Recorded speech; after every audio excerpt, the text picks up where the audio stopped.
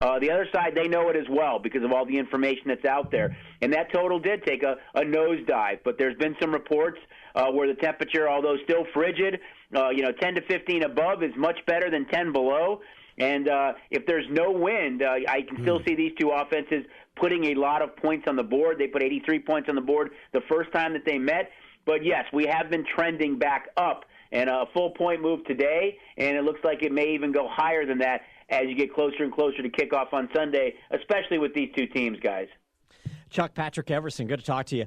What do you think this will be at the end of the week? Then where do you is it going to be another situation? Can you imagine needing the Patriots 2 weeks in a row in the playoffs or not?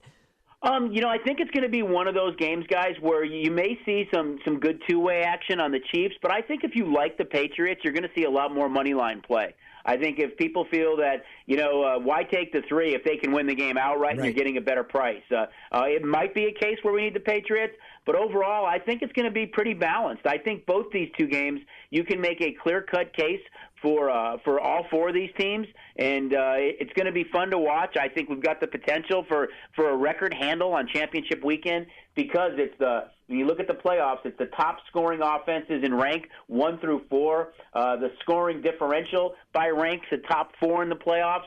So these are 4 public teams that if you asked most people around November 1st, who do you think will be playing on that Sunday, Championship Sunday? I think most people would have picked these 4 teams. So I don't think this game comes off the 3, guys. Personal opinion, but I do think you'll see a lot of Patriot money line play. So, Chuck, let's talk about the matchup itself. And, we watched the Patriots just shred the Chargers with throwing the ball to James White over and over and over again, and the Chargers could never figure out how to defend that. I think he caught 15 passes. So, you know what?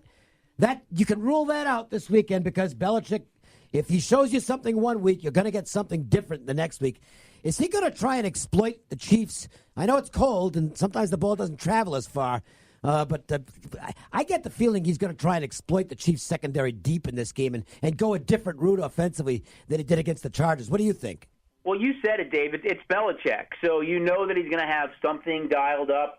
You're talking about a Chief team that was ranked, I think, 32nd in defense during the regular season. The rank of, I think they're 24th in rank in defensive standing coming into the playoffs. So I'm sure he's going to look to dial that up. I mean, that's the one thing you worry about with the Chiefs is the back end. They didn't play great over the last 6 weeks of the season, going 3-3. It's Belichick, it's Brady, but you have to love Patrick Mahomes. Even when he talks in the pre or post press conferences, he sounds like a chiseled kid. Like he has been there for a while. It's a veteran that understands it.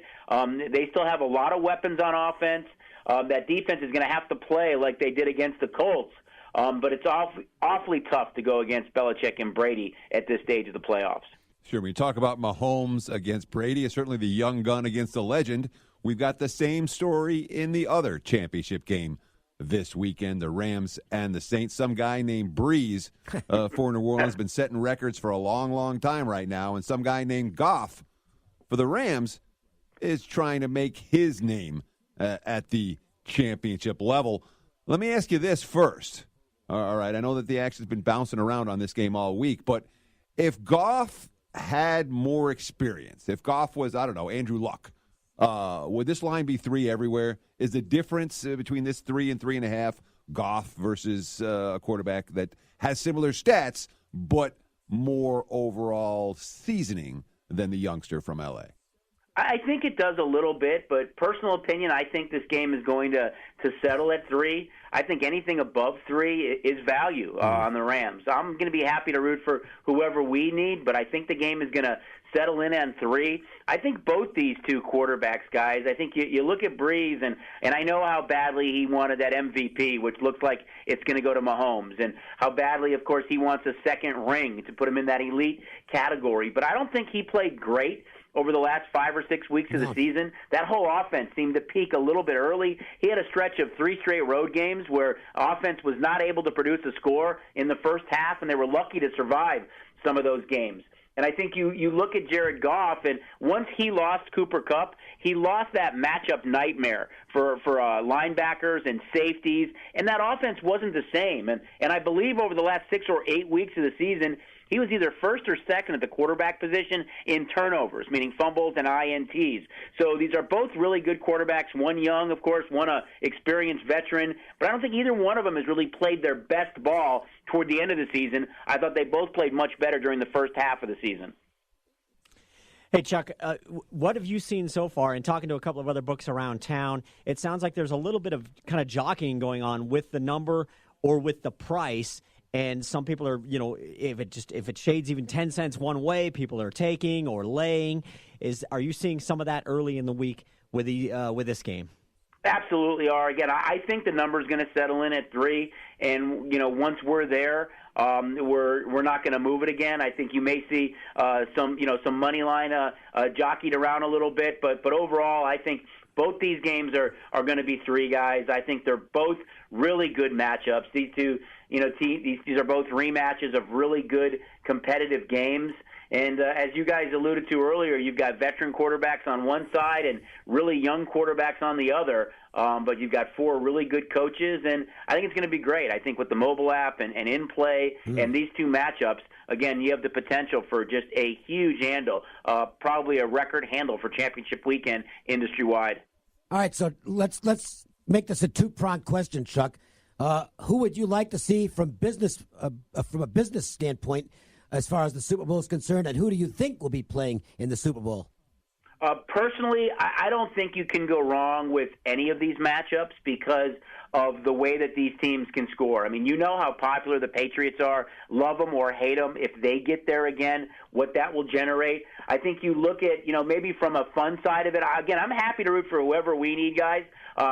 You can make a case for any of these teams, but I think if you were to get Kansas City and the Rams after that show that they put on that primetime Monday night game, think about what the total would be. And from a prop standpoint, oh my God, I mean, from the offensive side, you would have so many additional pages of props and fun things to bet on that would be pretty cool. But again, I think these are both tremendous matchups.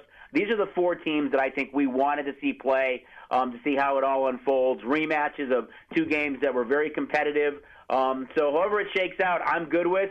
But again, if it's Rams-Chiefs, just based on what they did on that Monday night game, you could probably put some props up that to see if certain players outperform in the big game what they did on that Monday night. Hard for them to do, really? I'm sure. It's on the carpet, though. It's indoors, and, with those 2 offenses, who knows, guys? Yeah. So just as curiosity, what do you think you put the total in that game off the top of your head? God, I would say you're probably going to see a total in around 63. Yeah, I think that's the exact number I'd make. That'd be fun for Super Bowl. It would be fun. It would be fun. I'm sure most people would have, even if they didn't like one of the 2 teams, there would be just a bevy of props in their pocket because of how much fun you can have with those with all those offensive props. Let's talk NBA for just a moment. The Lakers last night got a much-needed win against the Bulls, although a foul call with 1.3 seconds left burned late Lakers bettors, early bettors, got the money. There's been some rumblings about a coaching change in L.A. What's your take? Luke Walton, time to go? I don't know. I mean, he's only been there a few years. I think it's a tough spot to be in when you're asked to coach LeBron. As great as he is, I think there's a lot of expectations that go with that. And they're 24 and 21. They're still in I believe the 8th spot, and he's missed a number of games. I don't think you make a change right now midseason. I think Walton is still a young coach and he's learning a lot. I think you stay the course right now and continue to add pieces when you can and hope when LeBron's healthy that they right the ship a little bit. But, I mean, they're right there. I mean, they could easily be, in the 4th or 5th spot with a couple of wins. So, personally, I don't think you make a change right now. Yeah, my feelings are maybe they shouldn't make a change, but I think they're going to. I think Magic wants his own guy in there, and I think LeBron probably will echo those sentiments, and I think Walton will be gone by the All-Star break. That's my opinion. I'll take your action. All right. Okay. We'll see. I'm with Chuck. I'm not saying I think that's the right move, but I think it's coming. No, I think it's when you think about where that franchise was a year ago compared to where they are now, you can see the positive trajectory just for the remember Lakers. what Magic said before the season. He's going to get his own guy in there eventually. He wants his own hire. Hey, let's talk NHL for a moment with the Golden Knights. We don't have to worry about any coaching changes here. I mean, Gallant is he can run for mayor in this town and win easily. And that's not a knock on the current mayor, by the way. He's just that popular. But they have lost 2 in a row, tough losses at San Jose or versus San Jose and at Winnipeg last night. Any cause at all for concern here? With this Western Conference is tightly packed right now. I don't think so, guys. I mean, they're still 8-2 over their last 10 games. They sit, behind Calgary and San Jose, who are both really good teams, especially Calgary. I mean, you talk about those losses to Winnipeg and San Jose. Those are two of the top 3 or 4 teams in the Western Conference. You just want to be one of 8. And I think where they were over the first, part of the season from where they are right now, I don't think there's really any reason to panic. The Western Conference is really tough, and you would want to be the team that wins the Pacific, so you don't have to play, say, a San Jose or a Calgary in the first round. That you would get an easier matchup against one of the wild card teams. But outside of that, I think they're built for the long haul. I think they're a very good team. They still have a tremendous home ice advantage in T-Mobile, and it's tough after last year's success to be back and be dominant every single night, because they are getting each team's best performance because of what they did last year as a expansion franchise or as a first-year franchise. So I think they're fine right now, guys, personal opinion. But Calgary's awfully good. From the offensive side, they can score a lot of goals. And I think if you're the Knights, you really want to win that Pacific so you don't have to face maybe a San Jose again or Calgary in that first round. I sure agree with that. The Flames are a dangerous team right now. One thing that's been consistent since day one, when the Golden Knights are playing on the road and it's a viewing party at Club Madrid at Sunset Station, the place is packed, great prizes, giveaways, lots of fun for all the fans. When's the next one? We had one last night, which we had a tremendous crowd. Unfortunately, they weren't, chanting "Go Knights, go" too much in that game. But the next one is actually on February 2nd. It's Super Bowl Eve. We know there'll be a lot of people around, so we figured it'd be fun for the guests to come on out. We'll be giving away an official on-ice jersey. Steve Karp's going to be here that night, actually selling his book and autographing his book, Vegas Born, about the Golden Knights' phenomenal season. So a lot of fun and cool stuff that night. So it's always free and open to the public. If you haven't been here, come on out, have some fun. It's like I said, it's Super Bowl Eve. It's going to be packed, a lot of cool stuff going on, and there will be a huge packet of props that you can look at as well. So it should be fun, guys. And all those props will be online at the app, and that's another reason to download the STN app right now. Oh, it absolutely is, especially this time of year. It's funny, but over last week's playoff games, you had a lot of guests that still love being in the room, experiencing everything that we have to offer, and just being in this atmosphere. But they weren't coming to the counter where there was long lines. They simply were playing on their phone, on their smartphone, with the app, which is so convenient and really brings both not only the sportsbook, but the race book to the palm of your hands. Next conversation will be on Monday once we know who's playing in the Super Bowl. Good luck this weekend, Chuck. Have fun. All right. Can't wait, guys. You guys, too. Have a good one. Chuck Esposito does a stellar job at Sunset Station. It is a great spot to do anything you want. Play the games on the floor, eat at the restaurant, some good spots to eat in Sunset Station. Watch the games from the Sportsbook or when they have a viewing party, Club Madrid. And make sure and download that STN app. Get an account at Station Casinos. We'll take a quick break. We will come back. And we'll get to a lot of stuff with Patrick Everson. He's, as always, been all over the place talking to the sharpest guys behind the counter in the city. We'll find out what information he's got to share with us next. The Las Vegas Sportsline. Paul McCartney. Freshen up. Saturday, June 29th, T-Mobile Arena. Special offer for American Express card members. Get your tickets now through Sunday, January 20th at 10 p.m. before the general public. Featuring hits from the Beatles, Wings, and McCartney solo. American Express card members, get your tickets now through Sunday, January 20th at 10 p.m. before the general public, on sale Tuesday, January 22nd at 10 a.m. For tickets, visit access.com. Paul McCartney.